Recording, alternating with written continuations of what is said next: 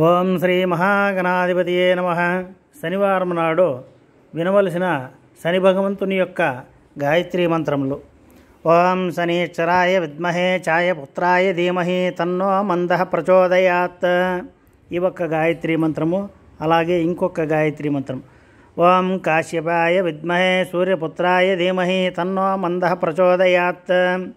అలాగే ఇంకొక గాయత్రీ మంత్రం కాకధ్వజాయ విద్మహే ఖడ్గహస్తాయ ధీమహి తన్నో మందః ప్రచోదయాత్. ఈ మూడు గాయత్రీ మంత్రములను ప్రతి శనివారం నాడు ప్రాతకాలము అలాగే సాయంకాలము విన్నా చదివినా రాసిన ఆ శని భగవంతుని యొక్క అనుగ్రహంతో శని దోషమంతా మనకు తొలగిపోయి మనము సుఖశాంతులతో జీవిస్తాము.